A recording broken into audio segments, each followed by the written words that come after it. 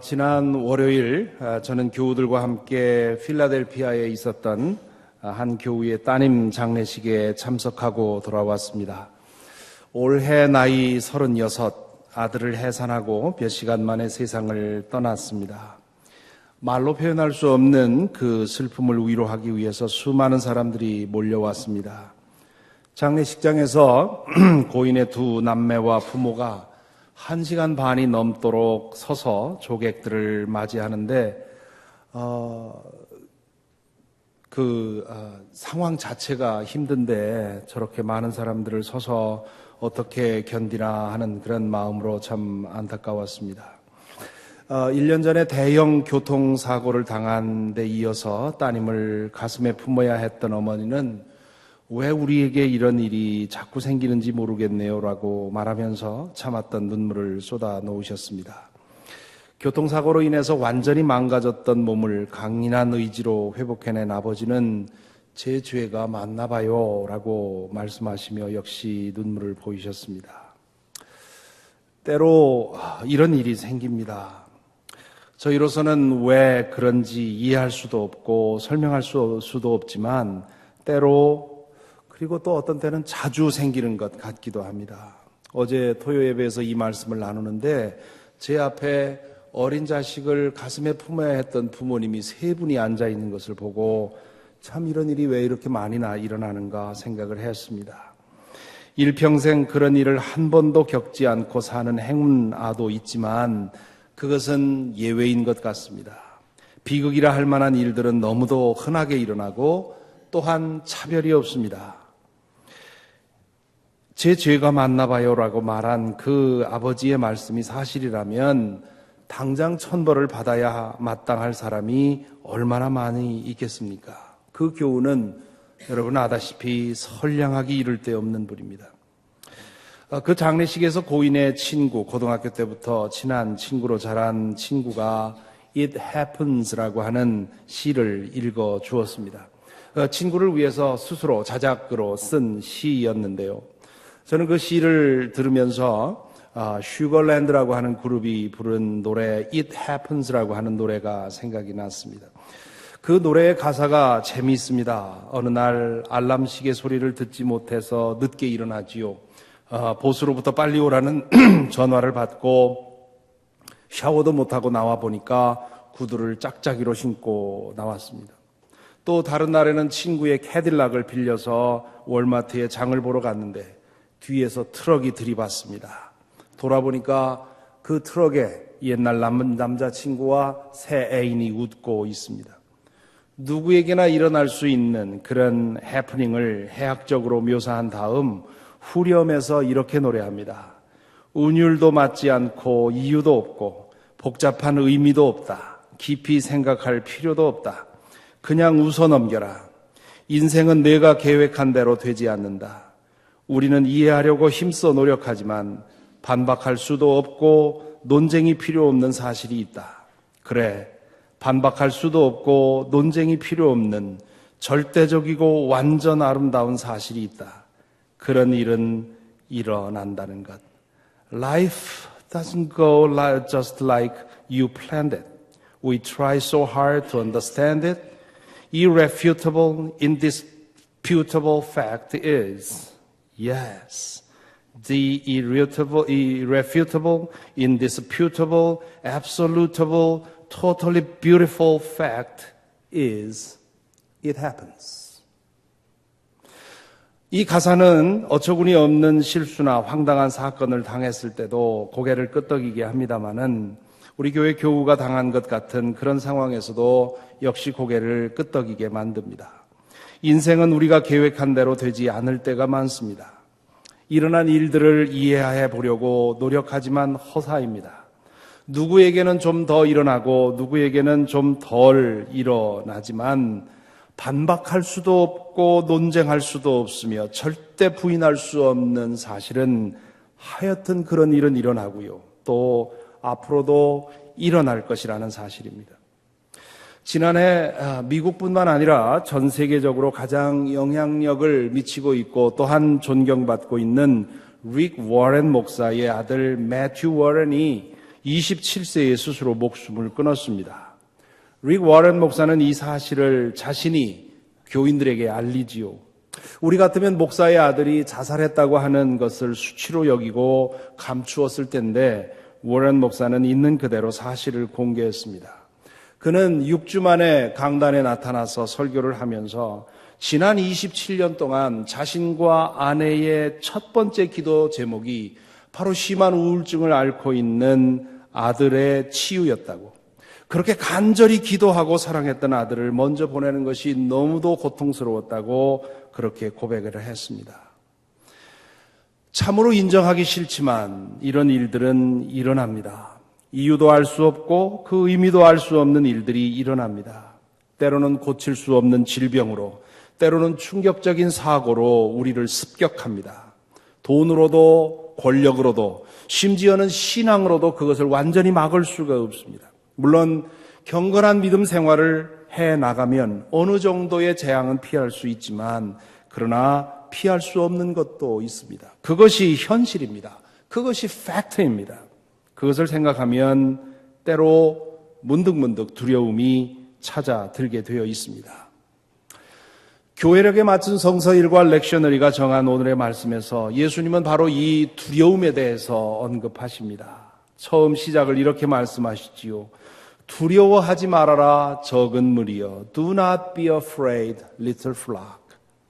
여기서 적은 무리여라고 우리가 번역을 해놨습니다만은 영어로는 little flock, 이 헬라어로는 양떼를 말합니다.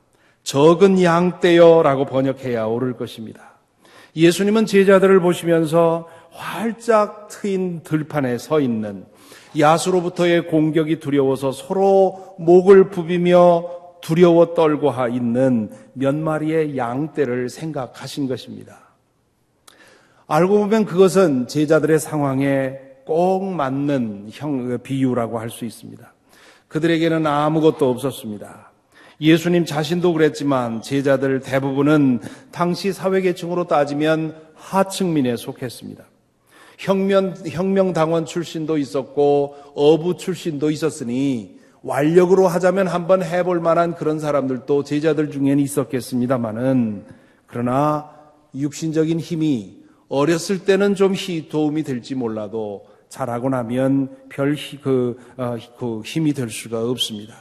그들에게는 참된 힘이 없었습니다.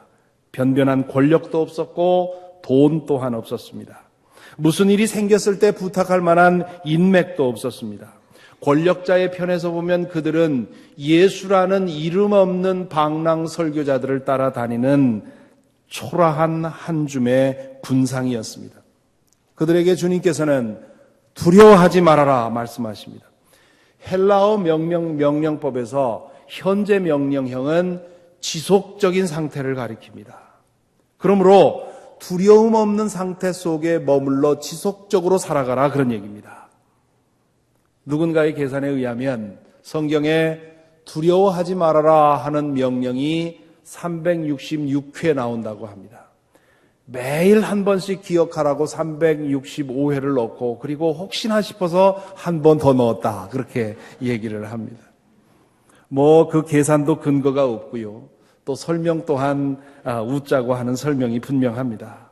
하지만 예수께서 두려워하지 말아라 라고 말씀하실 때 그 뜻은 내 두려움이 왔을 때 그것을 한순간 떨쳐버리는 것으로 끝나는 것을 말하는 것이 아니라 두려움 없는 상태에서 매일매일 살아가는 것, 그것을 말씀하십니다.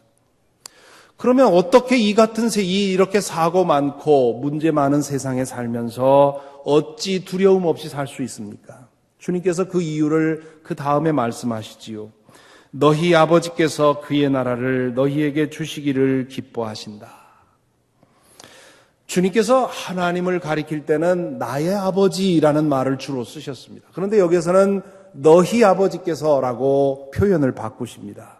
내가 믿는 천지의 창조주가 바로 너희의 아버지라는 사실을 기억하라고 그들에게 강조하기 위함입니다. 또한 여기서 사용하신 나라라는 말은 예수님의 말씀에서 이 나라는 통치, reign, 룰을 가리킵니다. 그러므로 너희에게 하나님께서 나라를 주신다 하는 말은 하나님께서 너희를 다스리신다, 하나님께서 너희를 돌보신다, 그런 뜻이라고 할 수 있습니다. 제자들이 자신들의 형편만을 본다면 자주 두려움에 빠지곤 했을 것입니다. 먹고 사는 문제부터 별 대책이 없었습니다. 사람들이 먹을 것을 주면 먹을 수 있었고, 그런 것이 없으면 굶어야 했습니다. 그러니 미래는 더 말할 것이 없었습니다. 총독 빌라도가 의심을 품고 군대라도 풀면 그들은 꼼짝없이 잡혀가야 할 그런 신세였습니다. 그들의 희망은 오직 예수께서 로마 군대를 몰아내고 이스라엘 나라를 재건하는 것뿐인데, 아무리 보아도 그럴 낌새는 보이질 않습니다. 아무래도 헛다리를 짚었다 싶습니다. 어디 그뿐입니까? 예수님은 갈수록 이상한 말씀, 자신들로서는 참으로 힘겨운 말씀들만 하십니다. 32절에 이어지는 말씀에서 이렇게 말씀하시지요. 너희의 소유를 팔아서 자선을 베풀어라. 너희는 자기를 위하여 낡아지지 않는 주머니를 만들고 하늘에다가 없어지지 않는 재물을 쌓아두어라. 거기에는 도둑이나 좀의 피해가 없다. 너희의 재물이 있는 곳에 너희의 마음도 있다. 이런 말씀을 들을 때면 제자들은 혹대로 왔다가 혹 붙이고 가는 심정이었을 것입니다. 그들은 예수님의 능력을 힘입어서 더 안전하고 확실한 것을 얻고 싶었습니다. 그런데 그분은 아무것도 쥐어주는 것 없이 가진 것마저 나눠주라고 말씀을 하십니다. 악으로 악을 대항하지 말고 선으로 악을 이기라고 하십니다. 높아지기 위해서 힘쓰지 말고 낮아져서 섬기라고 말씀하십니다. 채우기만 하려고 하지 말고 비우라고 하십니다. 창고를 더 크게 짓고 지으려고 하지 말고 재물을 나눠주라고 하십니다. 이런 말씀을 듣고 있으면 이분을 따라다니다가 내 인생이, 내 미래가 어찌 될 것인가 두려워지지 않을 수가 없습니다. 주님께서 그 마음을 아셨는지 오늘 말씀을 하신 것입니다. 두려워 말아라 나의 작은 무리여 양떼여 라고 하는 이 말씀을, 그 뜻을 담아서 풀으면 이렇게 될 것 같습니다. 적은 양무리여 두려워하지 말아라. 너희의 마음을 사로잡고 있는 두려움을 내려놓아라. 너희가 누구를 믿고 있는지를 생각하여라. 온 우주를 창조하시고 운행하시는 하나님이 너희의 아버지시다. 하늘 아버지께서 너희를 사랑으로 다스리신다. 그러니 두려워하지 말아라. 하나님이 살아계시다. 하나님이 일하고 계신다. 하나님이 모든 것을 바로잡아 주신다. 두려움이 들 때마다 너희 자신을 보지 말고 하나님을 보아라. 하나님을 의지하고 두려움을 내려놓아라. 이런 뜻으로 이 말씀을 하신 것입니다. 제자들에게는 이 말씀이 참으로 절실했습니다. 그들의 상황만을 본다면, 그리고 그들에게 주님이 요청하시는 그 말씀들을 들어보면 그들은 너무도 자주 두려움의 감정에 빠질 것이었기 때문입니다. 그들의 삶의 상황에서 오는 두려움과 주님의 말씀을 순종하기 위해서 주님의 말씀을 순종하는 데서 오는 두려움을 극복하려면 하나님을 바라보아야 했습니다. 그분께서 보이지 않는 손으로 이 세상을 다스리고 계시다는 사실, 그리고 그분이 결국 모든 것을 바로잡으시리라는 사실을 믿어야만 했습니다. 그 믿음 없이는 이 세상을 두려움 없이 살 수도 없고 예수님의 말씀을 따라 살아갈 수도 없었습니다. 제자들에게 주신 이 말씀은 오늘 저와 여러분에게도 절실히 필요합니다. 앞에서 언급한 교우와 같은 일을 당하고 나면 우리는 두려움에 사로잡힙니다. 큰 질병을 한번 겪고 나면 몸에 조금만 이상이 생겨도 가슴이 털컥 내려앉습니다. 자녀가 살고 있는 도시에서 무슨 사고가 났다는 소식을 들으면 순간 두려움에 사로잡히게 되지요. 며칠 매상이 시원치 않으면 혹시 문을 닫아야 하는 것 아닌가 두려움에 빠집니다. 이런 세상에 살아가기 때문에 두려움은 우리가 매일 씨름해야 할 매우 큰 문제입니다. 그런 우리에게 오늘 주님의 말씀은 매우 중요합니다. 우리의 하늘 아버지께서 우리를 다스리신다는 사실을 믿어야만 두려움 없이 살 수 있기 때문입니다. 하나님의 다스림을 믿고 의지하고 살아갈 때 인생에서 당할 수 있는 모든 풍파와 환난을 피할 수 있다는 뜻은 아닙니다. 사실 신실하게 믿고 살아가다가 어려움을 당하면 우리는 믿어봐야 뭐하나? 나의 아버지 창조주 하나님이 정말 나를 다스리고 계신다면 이런 일은 일어나지 말았어야 하는 것 아닌가? 라고 질문하게 됩니다. 그런 의문에 빠지면 두려움은 더 커집니다. 안전하리라고 믿었던, 가장 안전하리라고 믿었던 하나님이 안전하지 않다는 것을 알면 그러면 갑자기 더욱더 두려워지는 것이지요. 지난 목요일 우리 목회실 식구들이 아침에 예배를 드리는데요. 히브리서 11장을 함께 읽고 은혜를 나누었습니다. 히브리서 11장은 믿음장이라고 불리는 아주 특별한 말씀입니다. 우리가 잘 아는 믿음은 바라는 것들의 확신이요 보이지 않는 것들의 증거입니다 라는 유명한 말씀으로 시작해서 믿음으로 사는 것이 무엇인지를 설명하고 있는 매우 중요한 장입니다. 그 과정에서 히브리서 저자는 믿음으로 산 사람들 그 위인들의 이야기를 열거합니다. 그러면서 믿음이란 보이지 않는 하나님을 보이는 것처럼 믿고 살아가는 것이라고, 그리고 그분이 약속하신 것을 추구하며 사는 것이라고 말하고 있습니다. 그런데 그날 이 믿음장을 같이 읽어가면서 우리 목회자들이 함께 주목한 구절이 있습니다. 노아, 아브라함, 그리고 사라의 믿음과 그 믿음으로 인한 고난과 손해를 열거하면서 저자는 마지막에 다음과 같이 말하고 있습니다. 이 사람들, 이건 노아, 아브라함, 사라를 말합니다. 이 사람들은 모두 믿음을 따라 살다가 죽었습니다. 그들은 약속하신 것을 받지는 못했지만 그것을 멀리서 바라보고 반겼으며 땅에서는 길손과 나그네 신세임을 고백하였습니다.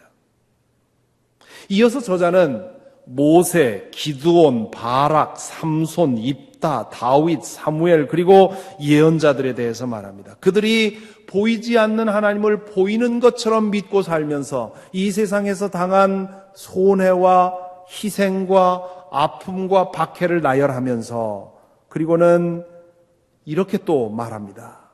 이 사람들은 모두 믿음으로 말미암아 훌륭한 사람이라는 평판은 받았지만 약속된 것을 받지는 못하였습니다. 이상하지 않습니까? 믿음을 따라 살고 극심한 고난도 인내하고 믿음을 지켰다면 약속한 것을 마침내 받았다, 그렇게 말해야 되지 않습니까? 그런데 히브리서 저자는 당연한 듯이 무심하게 그들이 약속한 것을 받지 못했다고 말하고 있습니다.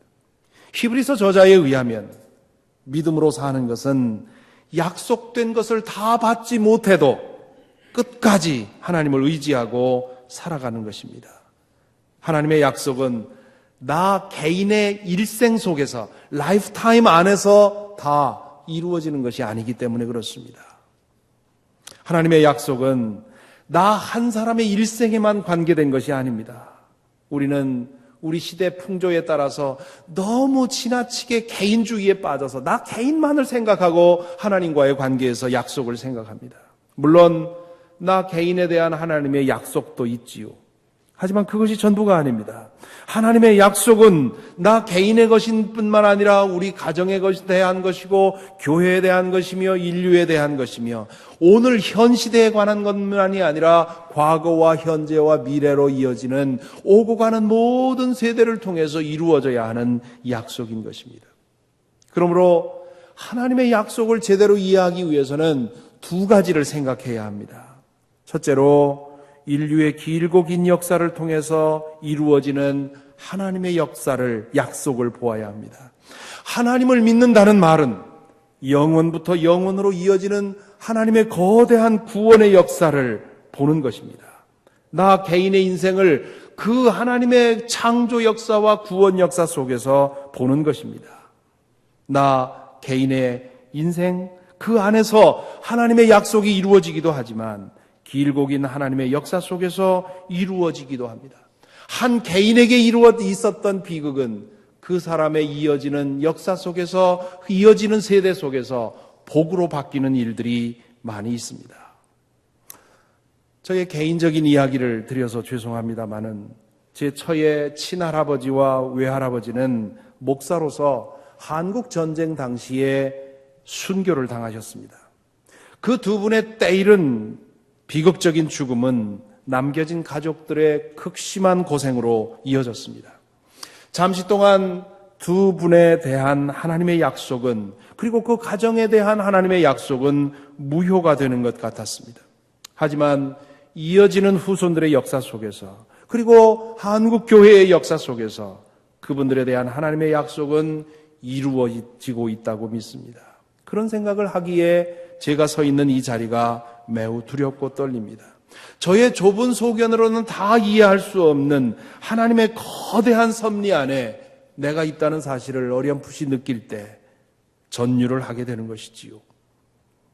둘째로 하나님의 영원한 나라를 보아야 합니다. 만일 이 지상의 것이 전부라면 하나님의 약속은 거짓이거나 허풍일 가능성이 큽니다.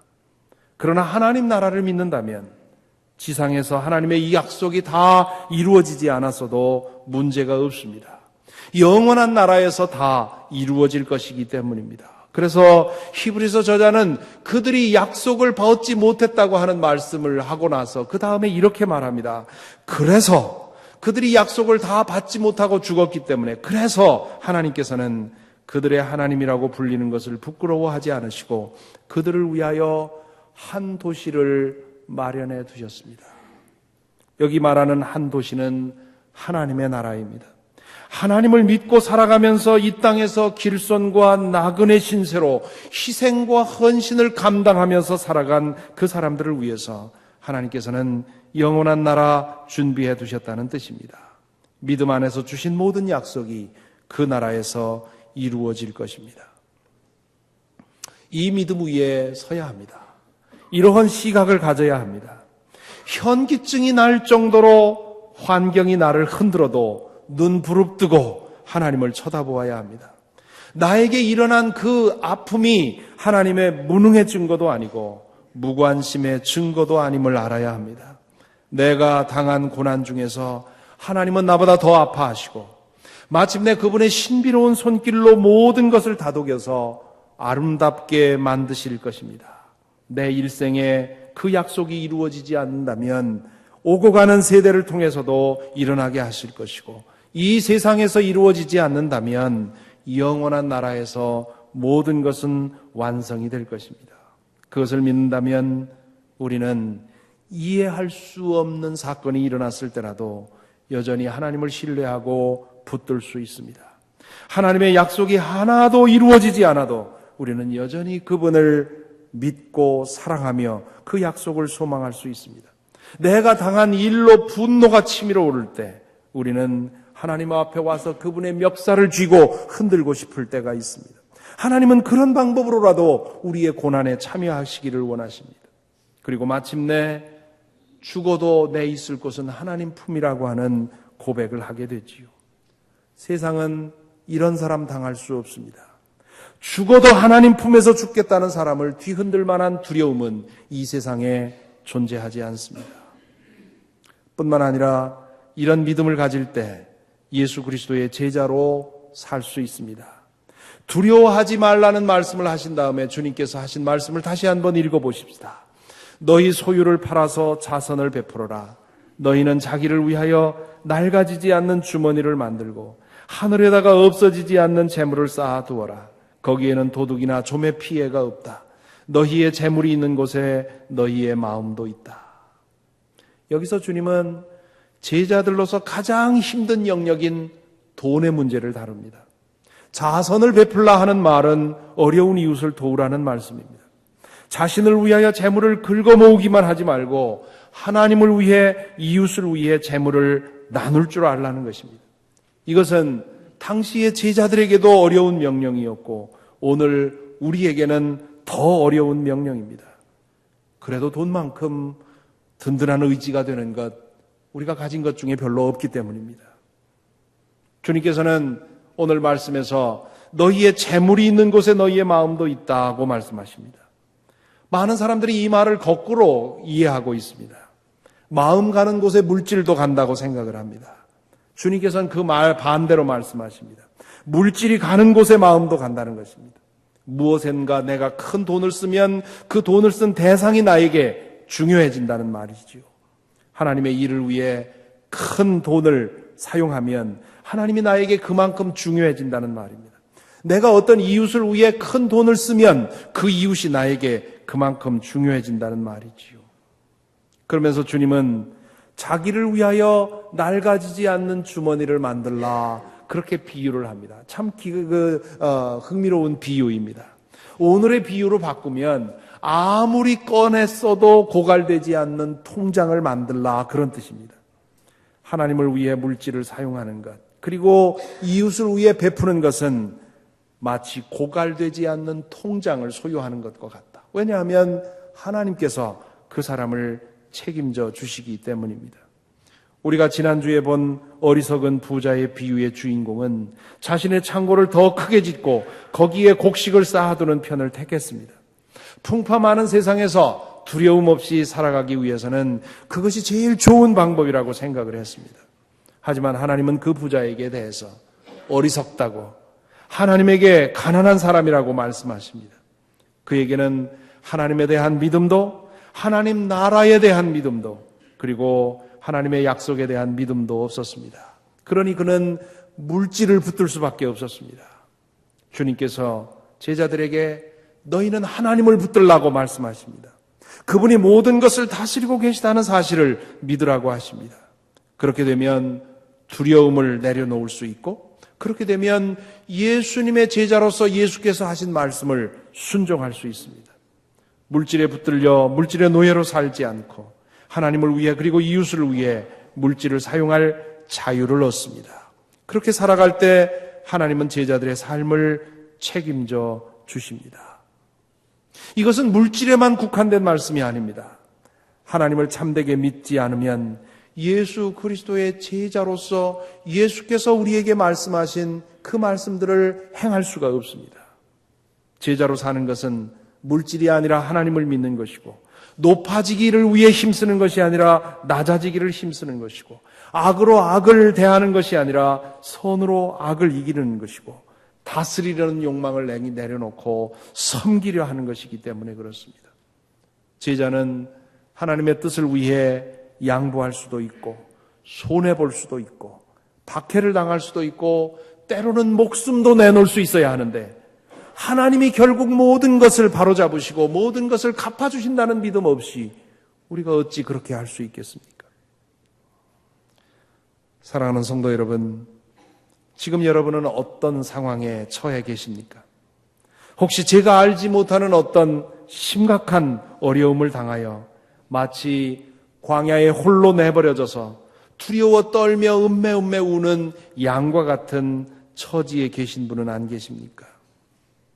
만일 그렇다면 지금이 여러분에게는 하나님이 가장 필요할 때입니다. 이해할 수 없더라도 그분을 붙드시기 바랍니다. 그분은 신실하셔서 모든 약속을 이루어 주시는 분입니다.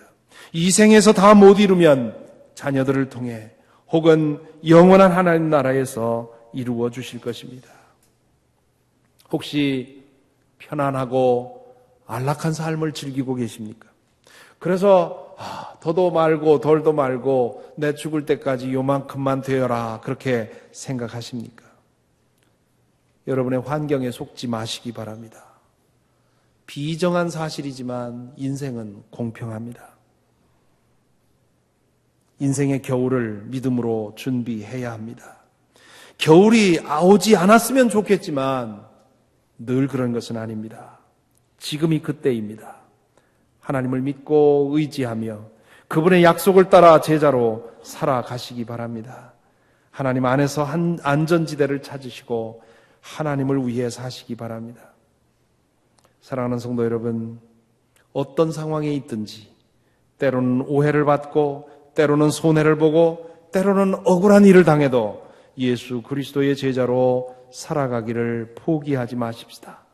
순종하는 것이 어렵고 두려울 때마다 하나님을 바라보고 그분의 약속을 기억하십시다. 나 개인의 생애가 아니라 오고 가는 세대를 통해서 약속을 이루시며 그분의 영원한 나라에서 완성하실 것을 믿으십시다. 그렇다면 오늘 우직하게 말씀에 순종하며 신실하게 두려움 없이 견고한 걸음으로 매일매일 살아갈 수 있을 것입니다. 두려움이 찾아들 수 없는 믿음의 복이 저와 여러분에게 함께 하기를 간절히 기원합니다. 기도하겠습니다.